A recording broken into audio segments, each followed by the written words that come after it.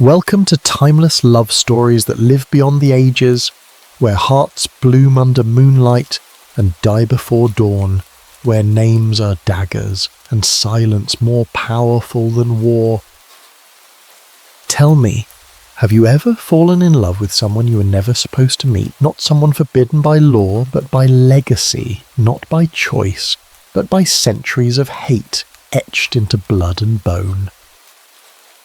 Tonight, let us slip into Verona, beneath the velvet shroud of the Renaissance, a city of grandeur and powder-kissed nobles, of candlelight flickering on marble walls and voices echoing into silk-curtained halls, but also a city cracked by ancient bitterness, where the Montagues and Capulets do not dine together, nor greet, nor pray in peace. In this city, love is a trespass, and yet two hearts will dare it. It begins not with love, but with a hate. The streets of Verona groan beneath the weight of an old grudge. Two households, both alike in dignity, wage a silent war, masked behind pleasantries and daggered looks. The Capulets, rich in tradition and gold, the Montagues, proud, fierce, and unyielding. In the heat of an ordinary day, violence blooms like an unwanted flower.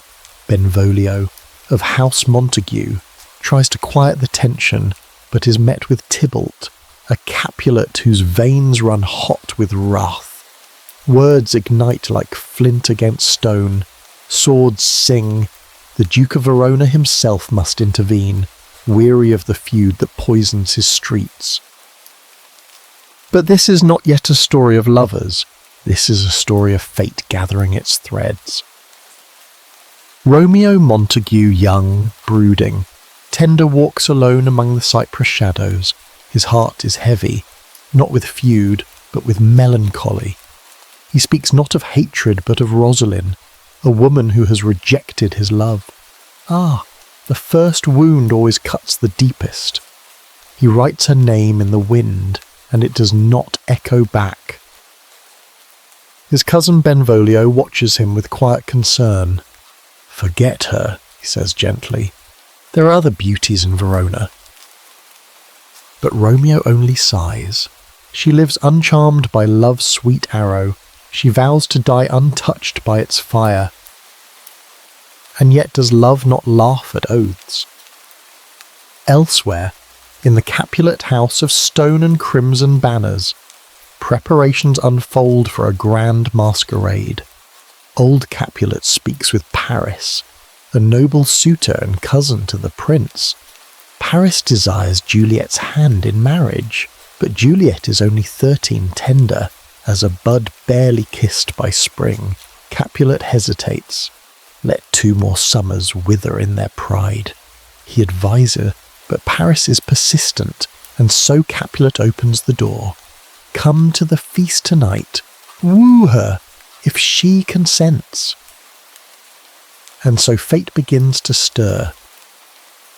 Romeo hears of the Capulet ball from a chance encounter with a servant, illiterate and frustrated with his master's list of guests. Benvolio, ever the whisperer of chance, urges Romeo to attend.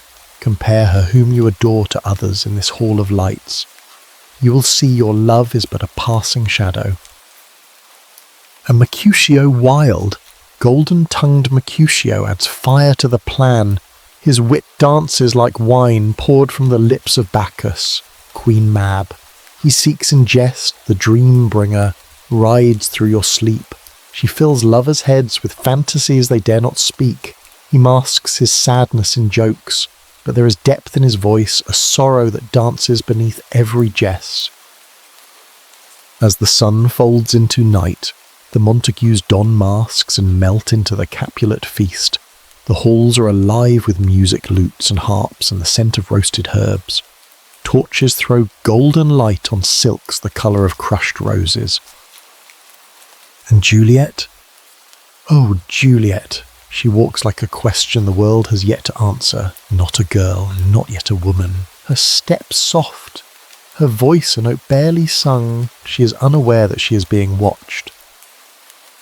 Romeo sees her across the floor and all sound falls away. He has never seen a star fall so gently to earth. If I profane with my unworthiest hand this holy shrine, his voice is quiet, reverent. She looks up, startled by the stranger whose words sound like poetry made flesh. Juliet, unaware of his name, replies with wit that hides her wonder. "Good pilgrim, you do wrong your hand too much," which mannerly devotion shows in this. If you were Juliet, would you have leaned in when a masked boy whispered, as though you're the soul?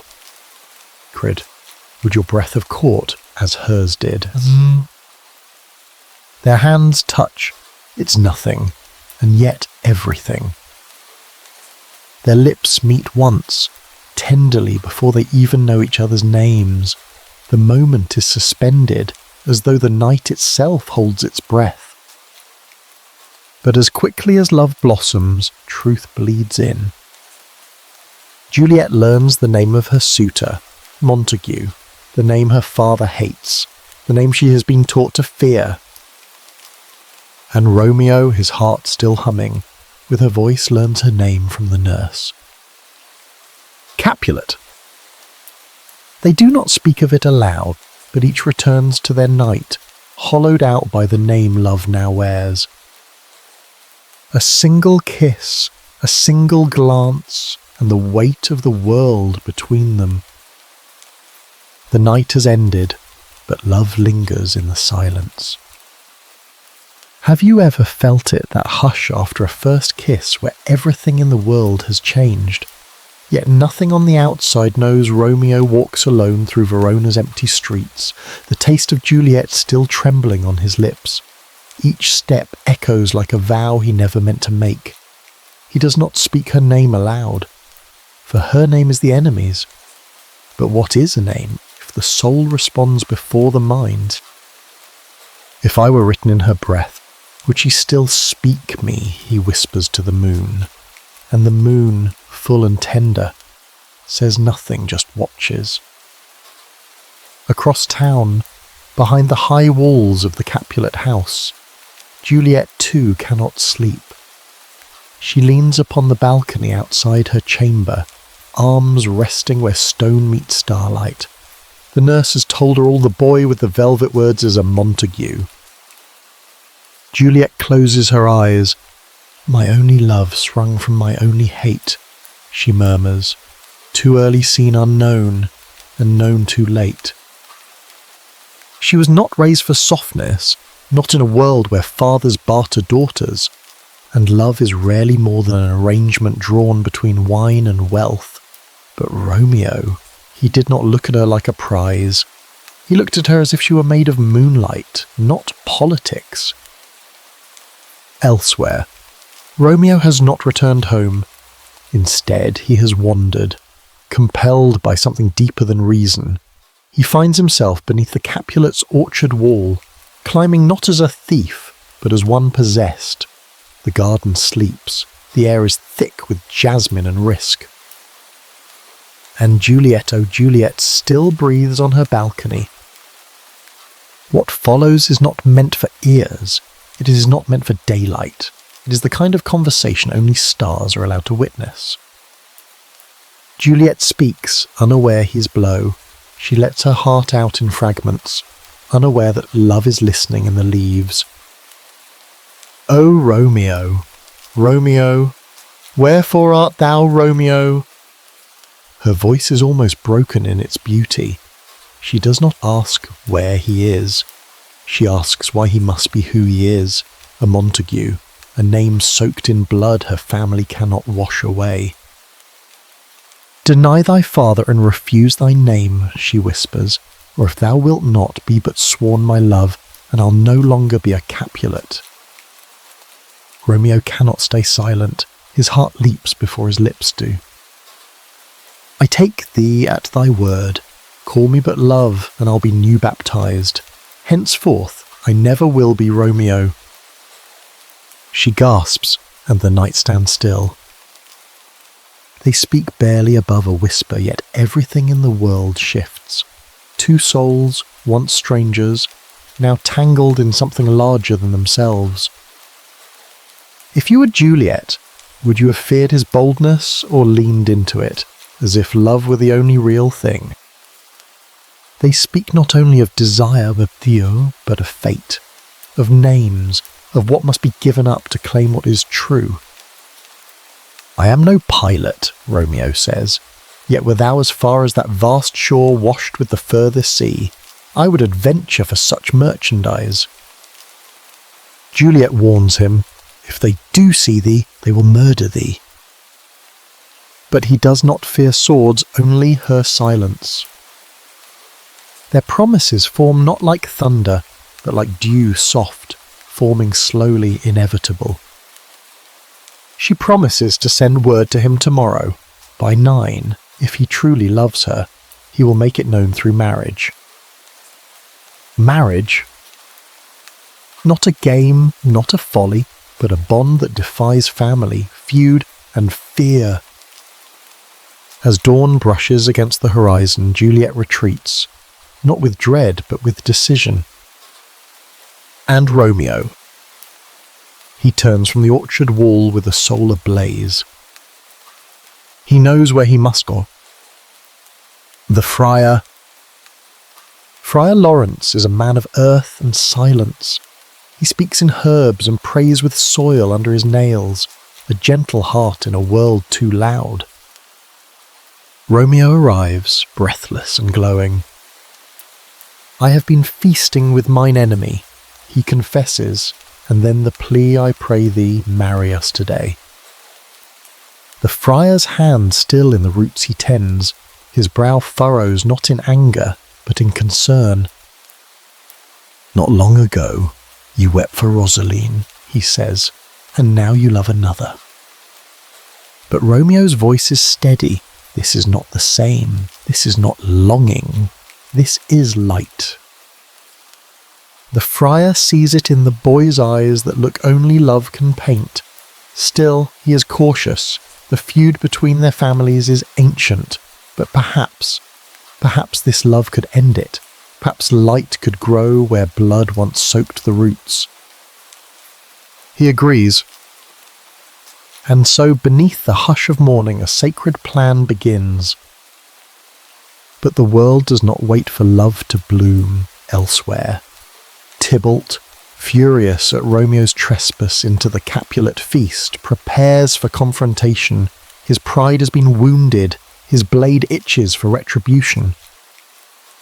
Mercutio laughs at such threats. Benvolio watches, worried.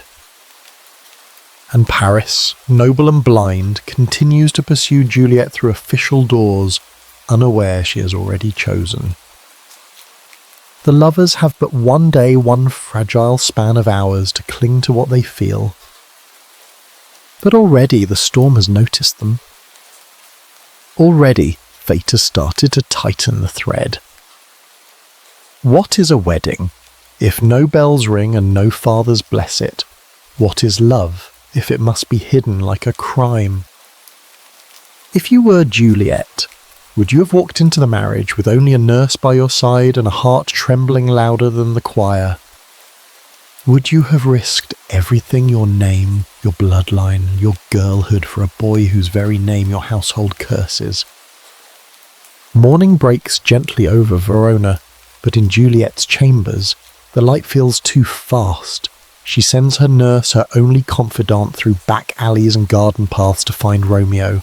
Her instructions are clear. If his intentions be honourable, if his purpose be marriage, tell him to send word. And so the nurse goes, bustling through the streets like a mother duck crossing a battlefield. She finds Romeo with Mercutio and Benvolio, who jest and tease, unaware of the sacredness of this errand. But Romeo does not laugh. Not today. He gives the nurse a message carefully wrapped in trust. She is to bring Juliet to Friar Lawrence's cell this afternoon. There, under holy rites, they shall be wed. A secret wedding, a vow made in whispers, not before guests, but before God alone. Juliet waits by her window. Each minute crawls like a hesitant lover. The sky is wide and empty. And then her nurse returns. She speaks slowly, playfully, stretching each sentence like a thread, making Juliet squirm with impatience. Is thy news good or bad? Answer to that, say either, and I'll stay the circumstance. But soon the truth comes. Then hie you hence to Friar Lawrence's cell, there stays a husband to make you a wife. Juliet's breath stills, the world narrows, and her feet begin to move.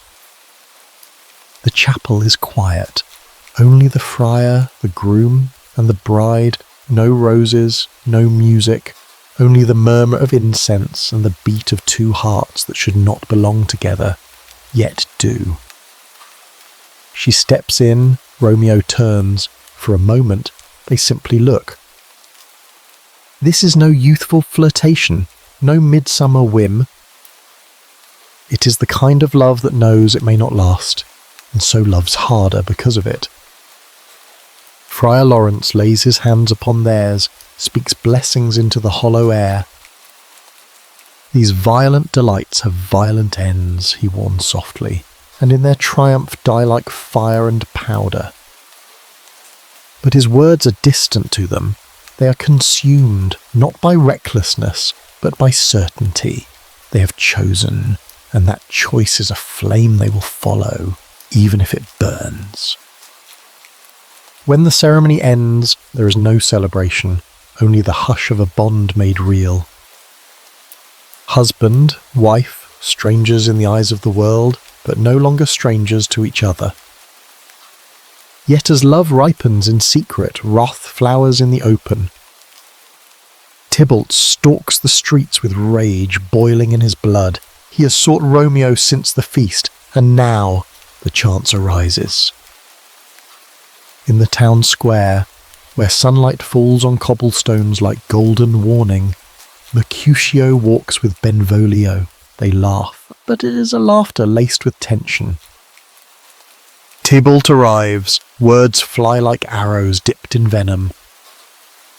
And then Romeo appears. But something has changed in him. He does not return Tybalt's challenge. Instead, he speaks gently, I love thee better than thou canst devise, a strange thing to say to a man demanding a duel. Tybalt hears only insult, Mercutio hears only cowardice. He cannot stand it. And so in Romeo's silence, Mercutio draws his sword. If love be rough with you, be rough with love, he once said. Now he fights not for honour, but because something in the world feels wrong, and he cannot name it. The blades flash, the square watches, and then Romeo intervenes, a misstep, a moment. And the blade finds Mercutio. He stumbles, he laughs. A scratch, he says, as blood paints his side, but his smile falters. This is enough. As the crowd gathers, Mercutio's voice breaks the sunlit peace. A plague of both your houses, he cries. They have made worms meat of me. He dies. And something in Romeo shatters. Not love, not sorrow, but restraint. He finds Tybalt. There is no poetry now, only grief wearing the mask of fury. Steel meets steel. And in a breath Tybalt falls. The town square falls to silence. The blood is not yet dry when the prince arrives. The judgment is swift. Tybalt is dead, Mercutio's dead, and Romeo is banished. Not killed, but cast out of Verona. To Juliet it is worse than death. To be wed for 1 hour and widowed by law. The stars have barely aligned, and already the sky darkens. If you were Juliet, Would you curse the world for giving you love with one hand and taking it away with the other? Would you still believe in fate, or begin to hate the very stars that once seemed so beautiful? When love becomes a ghost in your own house, where do you go to feel alive again? If you were Juliet, would you reach for the bed that was meant for joy, now heavy with the silence of exile? Would you press your cheek to the pillow and pretend it was him, only for the illusion to dissolve in your tears? Juliet collapses in her chamber like a bird with clipped wings. Her wedding night arrives cloaked not in rose petals, but in mourning veils. Tybalt is dead, her cousin, her blood. And yet her husband's hands wielded the blade. In the chaos of the household, no one knows her secret. To the Capulets, her grief is righteous. They believe she mourns for Tybalt, but her sorrow is deeper than any of them can understand. She cries for Romeo, for the word banishment, for the taste of love still lingering on her lips, now threatened by distance and decree. Her nurse, loyal and weathered by years of secrets, brings her comfort. He still lives, she whispers, stroking Juliet's hair, and he waits tonight in Friar Lawrence's cell. Go to him, child, be a wife, if only for one night only. Romeo, meanwhile, has collapsed into despair. He kneels in the friar's small stone chamber, where candlelight flickers over his trembling form. Banishment is death, he murmurs. There is no Verona without Juliet. There is no world without her. He speaks not like a man, but like a soul torn loose from its body. Friar Lawrence, steady and calm even in the eye of this storm, tries to hold him together. You are alive, Romeo. Juliet is alive. Tybalt would have slain you, and yet you live. This is mercy, not wrath. But Romeo cannot see it. Until the knock. The nurse arrives, bearing Juliet's words like balm on parchment. She calls for you, she says, one night is yours, then you must go. And suddenly Romeo breathes again. The sun falls, the city quiets, and two lovers meet again. It is not a wedding night of celebration. There are no guests, no wine, no music. Only whispers, only touch, only eyes, gazing as if to memorize every line before it is taken away. Juliet clings to him not as a girl, but as a woman who knows how little time the world gives to love. They speak little. They lie beside each other in the hush of night, hearts pressed so closely that even silence becomes intimate. Outside the window, the moon watches. She has seen many lovers in her time, but rarely does she shine so softly. But morning comes like an uninvited guest. Birdsong creeps in through the shutters, gentle yet cruel. Juliet stirs. It is not yet day, she pleads, burying herself against Romeo. It was the nightingale, not the lark. But Romeo hears it too, the lark, the voice of dawn, the call to flee. He rises, hesitating, their eyes meet in the grey light. If you were Romeo, would you have stayed? Even knowing death waits at the edge of the bed, would you have dared the sun just to kiss her one more time? But he does not stay. They part slowly, painfully, as though tearing fabric stitched from dreams. He descends the ladder from her balcony. Each step is a goodbye. No sooner has Romeo gone than Juliet's mother enters, unaware of the secret just breathed into the morning. Lady Capulet speaks of vengeance. She wants Romeo dead. Juliet, still wrapped in the warmth of her love, must wear a mask of mourning. Her words are double-edged, true in sound, false in meaning. I long to see him dead, she says, but in her heart, she finishes the sentence dead with kisses, not with swords. Then comes the next cruelty.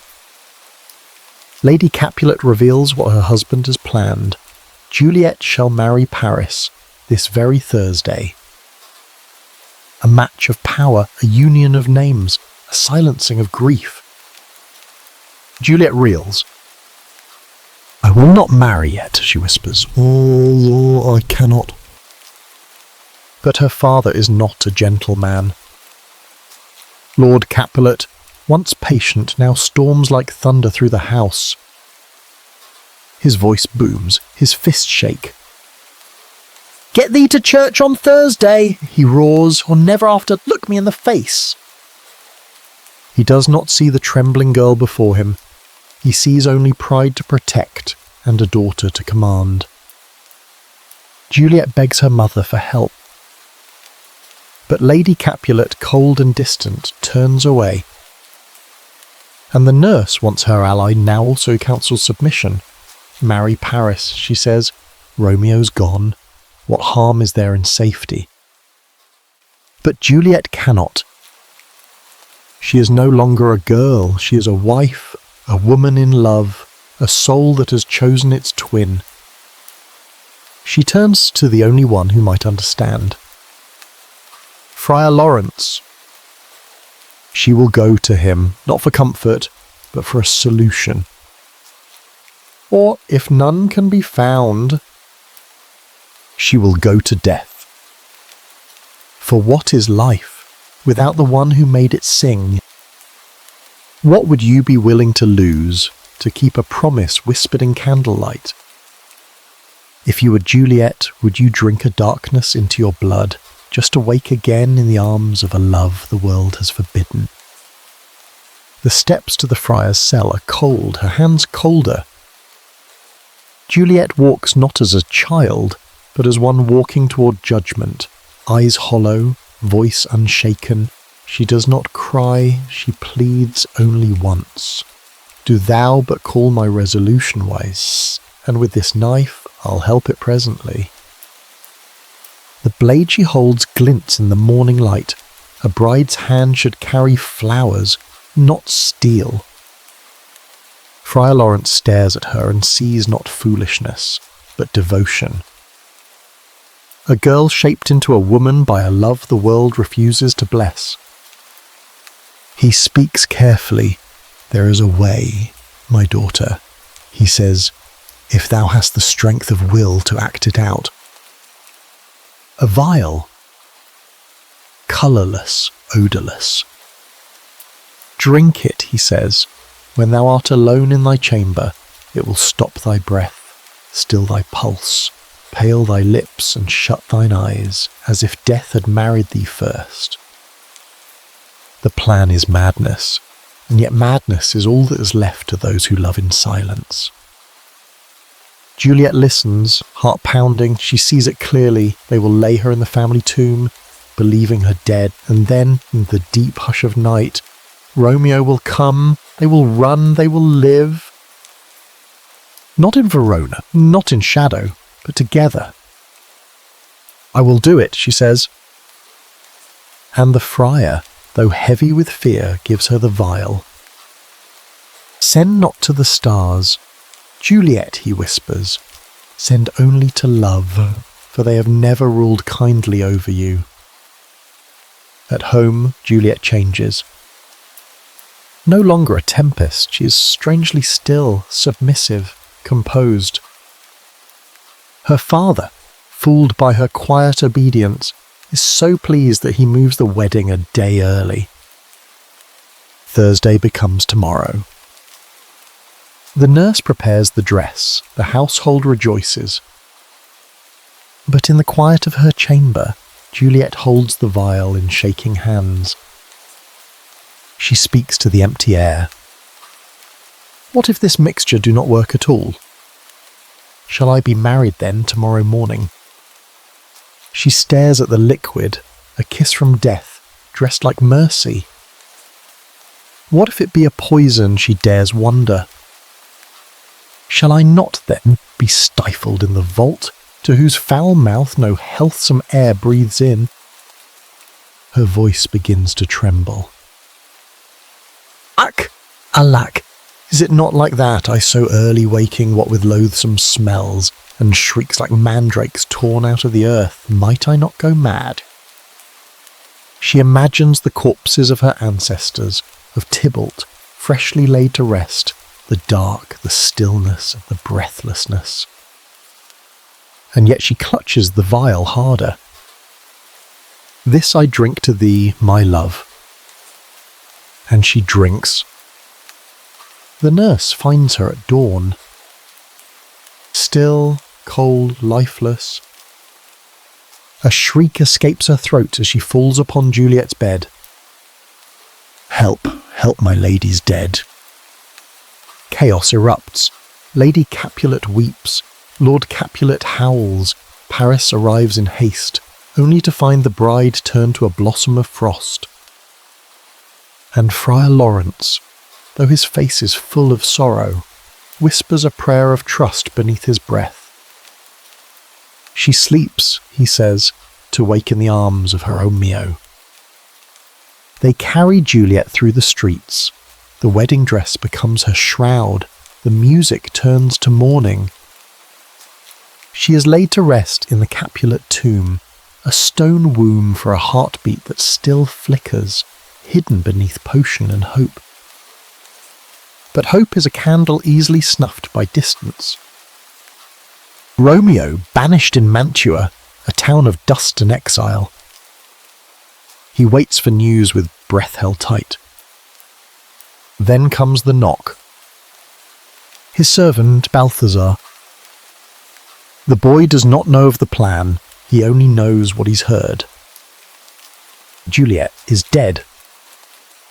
And the world drops from under Romeo's feet. He says nothing, only stares. Then whispers, "Is it even so? Then I defy you, stars." He makes no pause, no plea, only a plan. If death has taken her, then death shall be his companion. He finds an apothecary, a poor man, skin-worn thin as old paper, whose shelves hold remedies and poisons alike. "I pay thy poverty, not thy will," Romeo says, pressing gold into the man's trembling hand. The poison is fast, as quick as love, as final as fate. And so he rides not toward life, but toward the tomb.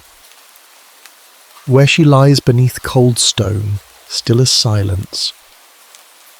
And he does not know that she is only sleeping. That she will wake. That his name still beats inside her dreaming chest. If love is stronger than death, why does it so often die before the body does? If you were Romeo, would you still drink the poison, knowing her lips once breathed your name in sleep? Night falls upon Verona like a final breath. The streets are hushed, the windows shuttered, but one rider cuts through the darkness cloaked in grief, silent as fate. Romeo approaches the Capulet tomb, a place meant for endings, a sanctuary for names carved in marble, not whispered in moonlight. He holds the poison in his hand, but before he can enter, a figure blocks the way. Paris. The would-be groom, the noble suitor who mourns a girl he never truly knew. He comes with flowers, with tears, with a love that was proper but never chosen. When he sees Romeo, his sorrow becomes fury. This is that banished haughty Montague. He growls, "Who murdered my love's cousin, come to desecrate her grave?" He draws his sword. Romeo pleads with him. "Put not another sin upon my head. By heaven, I love thee better than myself, for I come hither armed against myself." But Paris does not hear. Steel clashes under the moon. The fight is short, too short. Paris falls. Wounded, dying, he gasps, "If thou be merciful, lay me with Juliet." Romeo, broken but not yet hollow, carries him inside. And there, in the dim hush of the tomb, he sees her. Juliet. Still radiant. Not like death, but like a bride waiting in deep slumber for her groom to come. He falls to his knees. "Here's to thy health," he says softly, and drinks. The poison burns gentle. It does not rage. It seeps, quietly, like grief. Romeo leans beside her. Eyes begin to dim, but even as darkness rises, he finds her lips with his own. A final kiss, not sweet, but sacred. Thus with a kiss I die. Moments later, too late, and yet just in time, Juliet stirs. The potion fades. Her heart wakes first, then her breath, then her eyes. She opens them in a dream of candlelight and shadows. "Where is my Romeo?" she whispers. She sits up and sees him, still warm, still close, but gone. And she knows. The poison, the tomb, the stars. All of it was too cruel, too fast. She finds the vial in his hand, lifts it. Poison, I see, hath been his timeless end. O churl, drink all, and leave no friendly drop to help me after. But there is none left. Only one gift remains. She sees his dagger, drawn, fallen beside him. If you were Juliet, would you use it? Would you press the steel to your chest and call it mercy? She does not hesitate. "O happy dagger," she breathes, "this is thy sheath." And falls. The tomb is silent again, 2 bodies side by side, 2 names carved already by fate. By dawn, the friar arrives. He stumbles into the scene like a ghost among the dead, and finds them. His plan made of good intention and desperate hope, now a ruin of young flesh and stillness. Paris, Romeo, Juliet. All gone. He weeps. But there is no more time for sorrow. The townspeople come, the prince, the Capulets, the Montagues, all summoned by the tragedy their hatred wrote. Friar Lawrence speaks the truth every line, of secret love, of marriage, of a plan made in desperation, of letters that never reached Mantua. And all listen, too late. Capulet and Montague, once flames, now smoke. They look at the bodies of their children, at what their feud has cost. And finally they reach out. Old Capulet, with shaking hands, offers Montague his own. "This is my daughter's dowry piece." Montague, broken by the weight of a world he can no longer control, accepts. "I will raise her statue in pure gold," he vows, "that while Verona stands, no figure shall be as true or faithful as Juliet." "And I with Romeo," Capulet says. The prince steps forward. His voice is firm but soft with sorrow. "See what a scourge is laid upon your hate. All are punished. The tomb is sealed, but the love within it breathes still.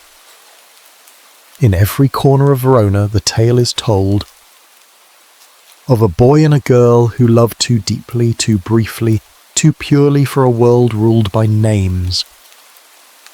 Their bodies were laid to rest. But their love slipped through the cracks in the stone and rose with the morning light. So now, as you lie in your quiet room, ask yourself, if you were Juliet, if you were Romeo, would you have chosen silence or dared to speak your heart?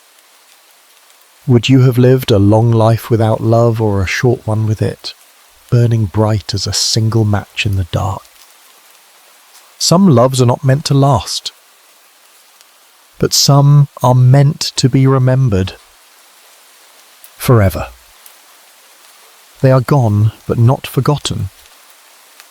For in every corner of Verona, where balconies still cast shadows in the shape of longing, and alleys still echo the clatter of hasty feet, the names Romeo and Juliet are no longer curses, but laments.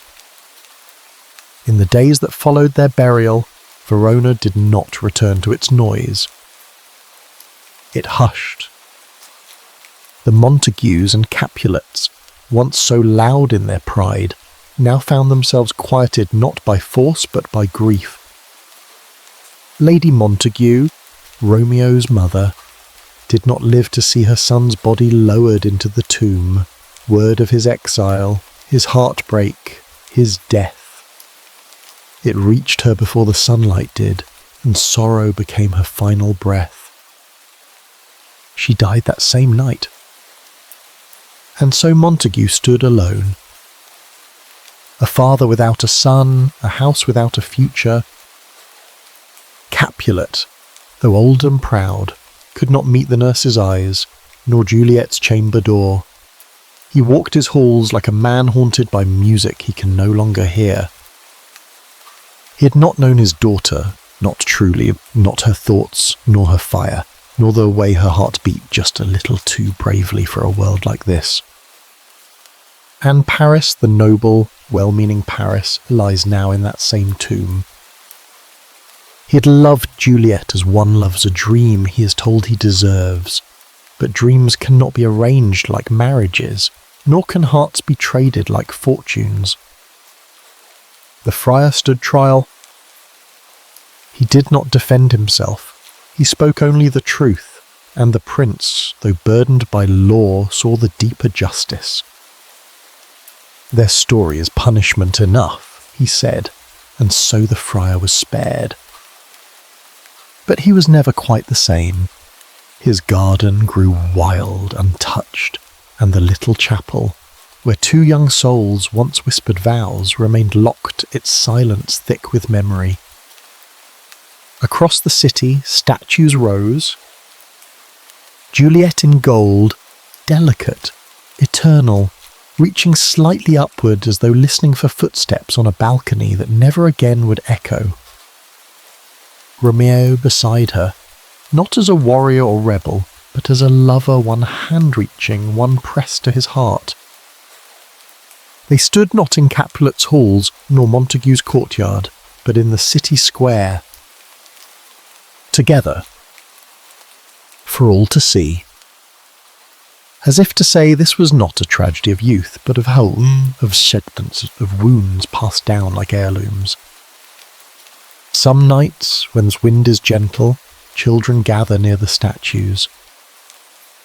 They tell the tale again, softly, as if afraid to wake the ghosts that linger nearby. They speak of stolen glances, of balcony whispers, of letters undelivered, of poison that burned quieter than fire. They speak of a love too swift for age, too bright for bitterness, too honest for a world that dressed itself in armour. And when the tale is done, they are quiet for a while, as though listening for footsteps, for laughter, for the sound of two hearts that once dared to call each other home. If you were there, standing beneath that scar, would you feel them too? Would you whisper their names not with mourning, but with reverence? Would you see that though the lovers are gone, their story still blooms?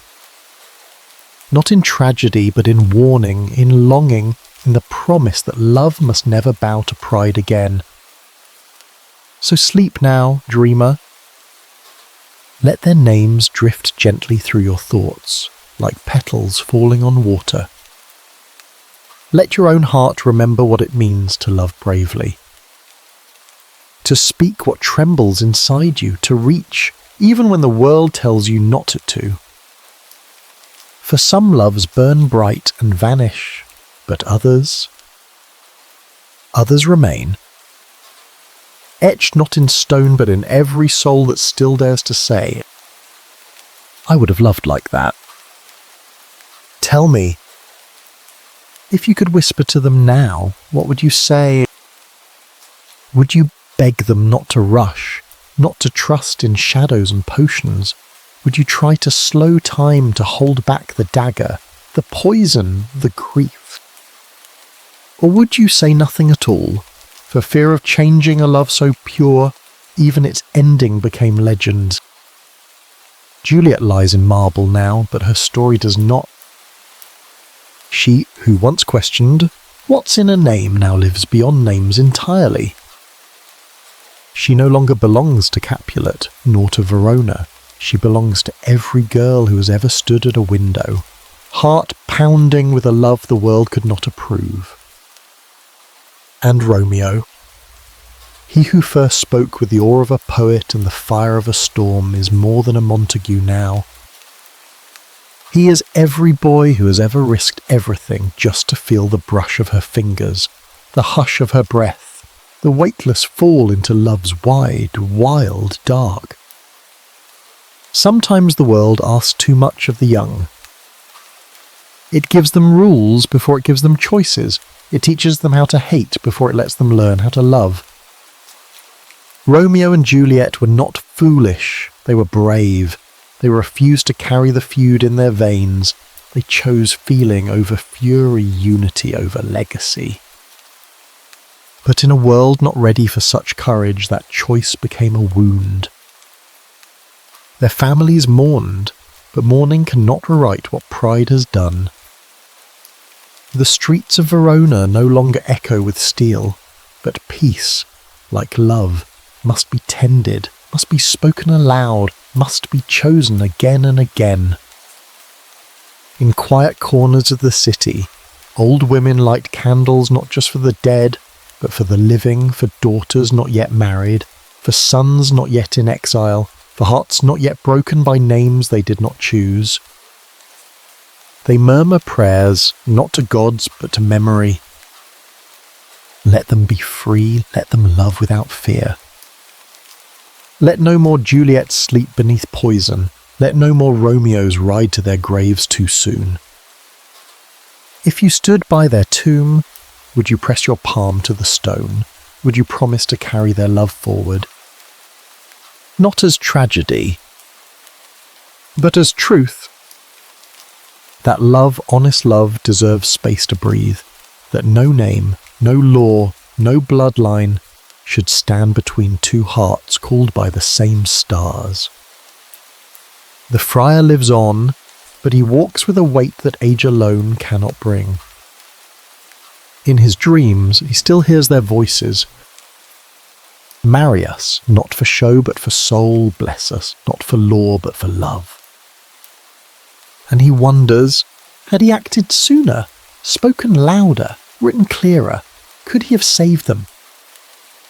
But some stories are not meant to be rewritten, only remembered. There is a tree in Verona now, near the square where their statues stand. No plaque, no gate, just a quiet thing. But its trunk is carved with initials, with trembling declarations, with promises. R+J forever, forgive us, I choose you. The bark is full of scars. But that's what love is, not the absence of pain, but the choice to love anyway. So if you lie awake tonight, heart too full or too bruised to sleep, let their story be your company. Let their voices echo in your own. That even in a world of feuds and endings, to love is still the bravest thing you can do. And sometimes, even when it ends in silence, love leaves behind a music that never truly fades. Have you ever wondered what might have been had the letter arrived, had the road not been blocked by plague or fate? If one scrap of paper had found the right hand, would 2 lives have been spared? The friar wrote carefully. His hand trembled not from age, but from the knowledge of how fragile hope had become. He sealed the letter with wax and entrusted it to another friar, a brother sworn to duty and silence. But the world was not silent that day. A quarantine had closed the gates of Mantua. No one in, no one out. The letter, carrying the truth of Juliet's sleep, not death, was never delivered.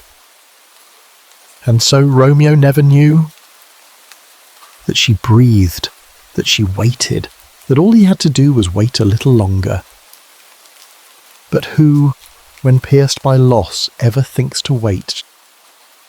He rushed toward her like a star falling, burning too bright, too fast, with only one destination, her arms or the end. This is the cruelness of time. It never waits for love, and it rarely apologizes for its silence. If you were the wind that day, would you have carried the letter yourself, tucked it under Romeo's pillow, screamed it through the alleys of Mantua? She lives, she waits, she dreams of you. But no such whisper found him, only news of her death, and then Oisen, and then the tomb. Now imagine, had he known, he would have arrived in the tomb not to die, but to wake her, to flee with her before the city stirred, to write their own ending, far from Verona's towers and tears. They might have built a life by the sea, in some quiet place where names meant nothing, where Juliet could speak freely, and Romeo could laugh without fear. They might have grown old together, telling stories of a city that once tried to keep them apart. But that is not the tale we were given. Still, the question lingers. Was their love made more eternal because it was brief? Is it the flame that burns fast that etches itself deepest into the soul? Would we remember them if they had simply lived? Perhaps there is a lesson in the letter that never arrived. That love must speak now, not tomorrow, not when the world permits, but in the moment it rises in the chest. Because the world is not kind to waiting hearts. And fate forgets no one, but it also forgives nothing. The Capulet tomb remains. It has no guards, only pilgrims. Lovers, wanderers, old men with flowers, girls with notebooks. They come not for the dead, but for the hope that something so beautiful, so doomed, could still mean something. They run their fingers over the cold stone. They write their own names beside theirs. They promise things they're afraid to say aloud at home. I will not be silent. I will choose love. Even if it costs, I will not let fear wear my father's name. Juliet's room, untouched, now a shrine. Her nurse still places fresh linen on the bed, still lights a candle in the corner each night, in case love ever wishes to return. Romeo's cloak, worn and faded, was found folded at the friar's door. He left it behind, as if to say, I won't need this where I'm going. Let someone else walk in it now. And so we ask, not just what if, but what now? What will we do with the weight of their love? Will we carry it as myth or as warning or as permission? To speak, to love, to defy? The letter was never sent. But perhaps you are holding it now. Perhaps this story, this whisper through the night, is the letter reaching you at last. And if so, what will you do with it? Word count 180, waiting for continue to begin the final part 10. Part 10, the final whisper, love that refused to be buried. And so we come to the end, not of the story, but of the telling. For love like this, it never truly ends, it simply becomes quieter. A flame dimmed, but not extinguished. A breath you feel but cannot name. A heartbeat that lingers in the folds of time. Romeo and Juliet did not live long, but they lived deeply. Not in years, but in hours that burned so brightly they lit the corners of Verona for centuries to come. Let us remember. They loved each other in secret, but never in shame. They gave everything, not to war, not to wealth, not to family pride, but to the one they saw most clearly in the dark. Each other. And that is the most dangerous kind of love, not because it is reckless, but because it is pure. Because it asks you to look past the names, past bloodlines, past every wall the world has built between you, and see only the soul. In their deaths they gave Verona peace, but peace bought with pain is peace we must honour. Never again, the prince swore, never again, vowed the fathers, never again, whispered the city. But the vow is not theirs alone to keep. It is ours, because in every place where love is silenced, Romeo still waits beneath the balcony, Juliet still stands above, trembling with the risk of yes. And the world still holds its breath to see if this time they will make it. So tonight, let us not mourn. Let us listen. Let us walk the quiet streets of Verona in the softness of our hearts. Let us touch the cold marble of their names and promise them that love, even if brief, even if broken, even if buried, still matters. And when you go to sleep, with the hush of the story still around you, ask yourself, will you wait for love to knock, or will you climb the walls of your own fear to find it? Will you name it only when it's safe, or while your voice is still trembling? Will you dare? For theirs is not a story about endings, it is a story about the cost of cess, about the beauty of risking everything for one true, unshakable, undeserved miracle. To be loved as you are. And if you have ever known that love, even for a moment, then you too have lived like Romeo, have burned like Juliet. And that is enough. Good night now. Sleep with their names written gently across your dreams. Let their final kiss press itself into your memory like starlight. And when morning comes, love. Not carefully, but truly. Thank you for listening. Romeo and Juliet now lives in your heart.